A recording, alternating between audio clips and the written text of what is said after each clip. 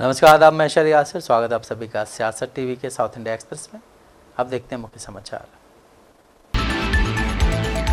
देश के प्रधानमंत्री नरेंद्र मोदी ने आज बेगमपेट रेलवे स्टेशन का उद्घाटन किया, जो पूरी तरह से महिलाओं द्वारा संचालित रेलवे स्टेशन है। इसके साथ ही तेलंगाना के करीमनगर और वारंगल रेलवे स्टेशनों को भी जनता के लिए खोल दिया गया है। बेगमपेट रेलवे स्टेशन को 26.55 करोड़ रुपए की अनुमानित लागत पर अमृत भारत स्टेशन योजना के तहत तेलंगाना की समृद्धि विरासत को दर्शाते हुए एक आधुनिक पारगमन केंद्र के रूप में पुनर्विकास किया गया है। केंद्रीय कोयला और खनन मंत्री जी किशन रेड्डी, तेलंगाना के सड़क और भवन मंत्री कुमाटी रेड्डी वेंकट रेड्डी, दक्षिण मध्य रेलवे के महाप्रबंधक अरुण कुमार जैन और अन्य भी वहां पे उपस्थित थे। देश भर में प्रधानमंत्री 103 अमृत रेलवे स्टेशन को उद्घाटन किया गया। जो भारत सरकार ने, रेलवे मिनिस्ट्री ने 1300 रेलवे स्टेशन को जो विकसित करने के लिए, रीडेवलपमेंट करने के लिए जो काम चल रही है, उसमें आज 103 कंप्लीट हुआ। उसको नेशन को आदरणीय प्रधानमंत्री डेडिकेट किया है। उसमें तेलंगाना में 3 रेलवे स्टेशन है। 3 रेलवे स्टेशन में एक ऐसा एक स्टेशन है, ये बेगमपेट हैदराबाद शहर में है, स्टेट कैपिटल के अंदर है। इस स्टेशन में पूरे जो कर्मचारी है, रेलवे स्टाफ पूरा महिला ही रहेगा। ये महिला कर्मचारी का रेलवे स्टेशन है। ये आज 103 रेलवे स्टेशन में इसका स्पेशलिटी है। भारत सरकार दुनिया में कोई देश ऐसा साइमल्टेनियसली विकास नहीं कर रही है। भारत में ही भारत सरकार लगभग 1300 रेलवे स्टेशन का पुनर्विकास के लिए आज 1 लाख करोड़ से ज्यादा खर्च करके इस रेलवे स्टेशन को विकसित कर रहे।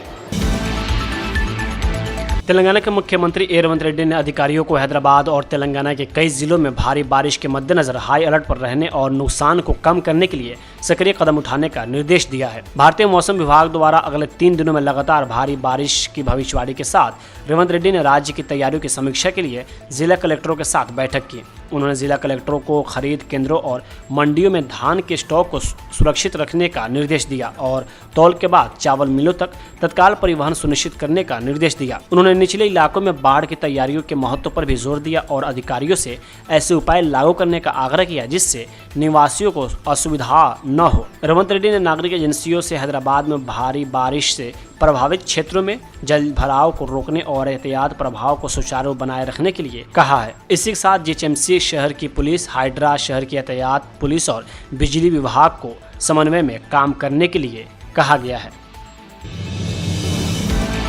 एआईएमआईएम अध्यक्ष असदुद्दीन ओवैसी ने मध्य प्रदेश के कांग्रेस विधायक आरिफ मसूद की ओर से लिखे पत्र का जवाब दिया है। उन्होंने वक्फ कानून के खिलाफ तेलंगाना के वारंगल में एक रैली को संबोधित करते हुए कहा कि भोपाल के विधायक हैं, हमारे छोटे भाई हैं। उन्होंने खत लिखा कि आप सरकार के डेलीगेशन में जा रहे हैं तो एमपी के मंत्री विजय शाह ने हमारी सेना की बेबाक बेटे कर्नल सोफिया कुरैशी के बारे में अनाप शनाप कह दिया। आप सरकार से पूछ लीजिएगा कि उन्होंने इस पर क्या किया, क्योंकि आप विदेश जाएंगे तो ये सवाल किए जाएंगे तो आपके पास क्या जवाब होगा। ओवैसी ने इस पर बोलते हुए कहा, दुनिया में कोई ऐसा माई का लाल पैदा नहीं हुआ जिसके सवाल का जवाब अल्लाह के और उसके रसूल के सदके में असदुद्दीन ओवैसी न दे, तो मैं जवाब दे सकता हूं। उन्होंने आरिफ मसूद के पत्र का जवाब देते हुए आगे कहा, आपकी पार्टी के भी नेता जा रहे हैं ना। कोई बोल रहा है कि आप बीजेपी सांसदों के साथ क्यों जा रहे हैं, तो क्या संसद में हम उनके साथ नहीं बैठते। उन्होंने आगे कहा, अगर सरकार ने उन्हें डेलीगेशन में मौका दिया है तो इसका मतलब है कि वह जानती है कि असदुद्दीन ओवैसी बेबाकी से बोलता है। वो लोग भी ये दिल से मानते हैं लेकिन जुबान से इकरार नहीं करते, वो अलग बात है। उन्होंने साफ कह दिया है कि वह हर मंच पर हर सवाल का जवाब देने को तैयार हैं और उन्हें किसी का डर नहीं है। बीआरएस नेता और तेलंगाना अल्पसंख्यक वित्त निगम के पूर्व अध्यक्ष मोहम्मद इम्तियाज इशाक ने राज्य मंत्रिमंडल में मुस्लिम प्रतिनिधित्व की कमी और अल्पसंख्यक कल्याण निधि का वितरण न किए जाने पर गंभीर चिंता जताई है। मीडिया से बात करते हुए उन्होंने कहा कि एकीकृत आंध्र प्रदेश और तेलंगाना के इतिहास में पहली बार पिछले 17 सालों से कैबिनेट में कोई मुस्लिम मंत्री नहीं है। उन्होंने तेलंगाना के मुख्यमंत्री रेवंत रेड्डी के मंत्रिमंडल में तत्काल एक मुस्लिम प्रतिनिधि को शामिल करने की मांग की है। उन्होंने मौजूदा कांग्रेस सरकार के कामकाज की तुलना पिछली बिहार सरकार से करते हुए कहा है कि पूर्व सीएम के चंद्रशेखर राव ने अल्पसंख्यकों के प्रतिनिधित्व को बहुत महत्व दिया था और मुसलमानों के हित की रक्षा की थी। उन्होंने बीआरएस काल को अल्पसंख्यकों के लिए स्वर्ण युग बताया है। नेशनल हेराल्ड मामले पर केंद्रीय मंत्री जी किशन रेड्डी ने कहा कि कानून अपना काम करेगा। जिन लोगों ने जनता का पैसा लूटा है और भ्रष्टाचार में शामिल हैं, उनके खिलाफ कार्रवाई होगी। इसका सरकार या किसी राजनीतिक दल से कोई संबंध नहीं है। जांच एजेंसियां अपना काम करेंगी। Law will take it own course.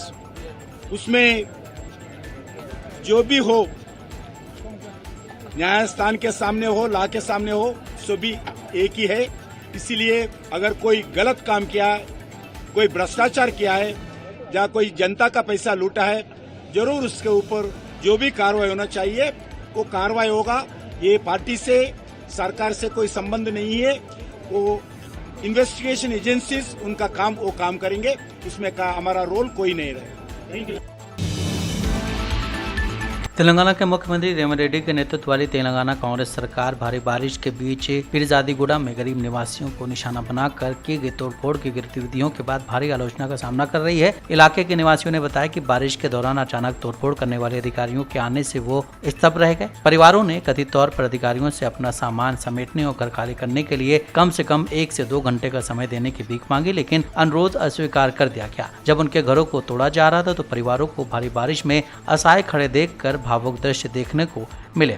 इस विध्वंस ने कानूनी निष्पक्षता पर सार्वजनिक बहस को तेज कर दिया है। सामाजिक कार्यकर्ताओं और राजनीतिक विरोधियों ने मानवीय प्रक्रियाओं का पालन करने में विफल रहने के लिए सरकार की आलोचना की है। एक समुदाय के नेता ने सवाल किया है कि कानून सबके लिए समान होना चाहिए, गरीबों को हमेशा बलि का बकरा क्यों बनाया जाता है।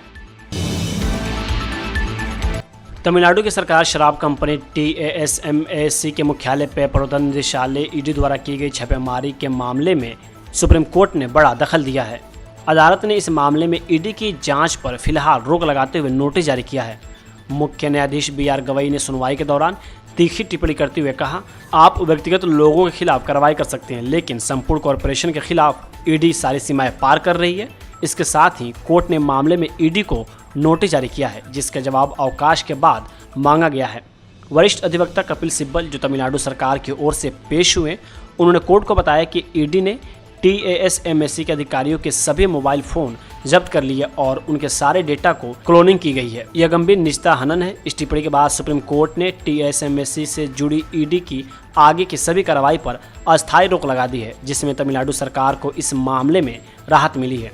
आपको बता दें कि इसके पहले भी 23 अप्रैल को मद्रास हाई कोर्ट ने तमिलनाडु सरकार की याचिका खारिज कर दी थी। हाई कोर्ट ने TASMAC के खिलाफ ED की जांच और छापे को सही ठहराया था।